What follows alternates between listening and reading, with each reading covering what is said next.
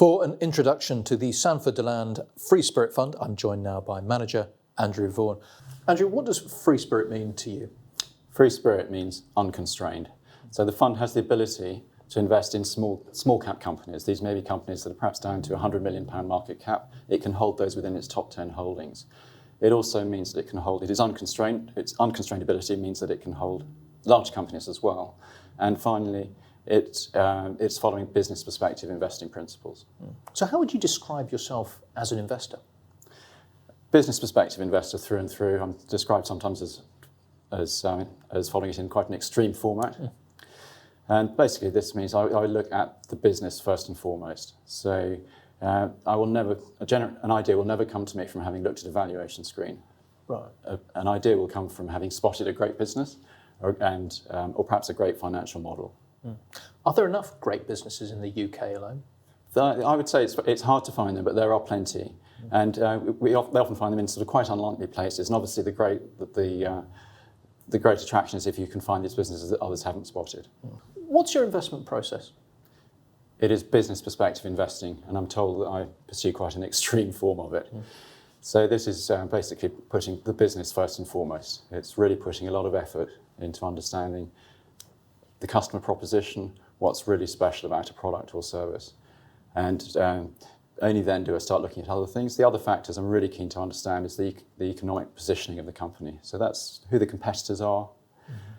Also what scope there is for things like obsolescence, for price discovery to break a business model. So I look very carefully at that.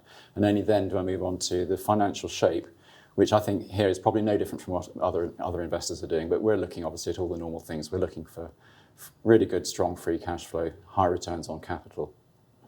And also rational allocation of capital by management.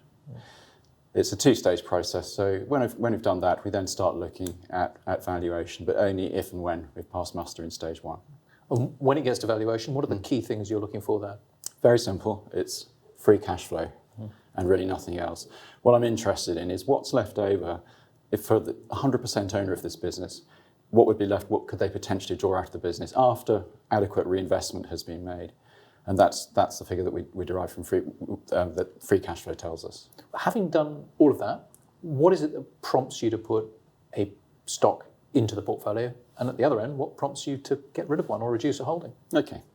Well, if a company has passed quite stringent business perspective screening and we're happy with valuation, then it can go straight into the portfolio. It's passed the two tests. And it will typically go in with a weighting of about 2.5% to 3%. That would put it in the middle of the portfolio, ranked by the size of the holdings. I tend to run with winners, so I'm very reluctant to reduce a holding that does well. Conversely, if things go wrong, I'm very keen to act very quickly. But having said that, I'm not trigger happy, and I really make a big point of distinguishing between a challenge that might just be temporary and transient and one that's fundamental. And that is the fundamental question to ask oneself. When there is some bad news, is the change of some significant magnitude to undermine the original investment case? And if it is, then the company will leave the portfolio. Given your investment approach, are there any particular sectors you typically steer away from? There are many I steer away from. I'll give you some examples.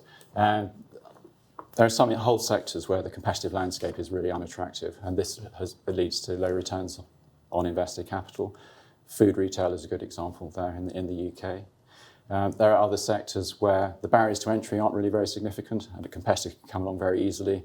And examples there, I find plenty of those in the retail sector. Also in the leisure, things like restaurants, these can come in and out of fashion. Really very easy to set oneself up in those businesses. The other sector I always avoid is anything that's dependent on the price of a commodity to generate its revenues. And so obviously that would steer me well clear of metals and mining, energy sector. And I think the final one, there's probably two more to mention. Anything that is relying on a high level of gearing to produce those investment returns, I'd prefer not to be involved. And that would steer me well clear of the banking sector. And the final one to mention is anything that I simply don't understand. It's beyond my circle of competence. And I would give an example there as insurance underwriting. It's not something that I can do. So what can investors expect from the portfolio? Well, this is subject to the usual equity investment caveats, but free spirit presents a wonderful opportunity. It brings business perspective investment principles to the UK mid and small cap space. And this is a space that is under-researched and where we think our approach can really deliver value. Andrew Vaughan, thank you very much. Thank you.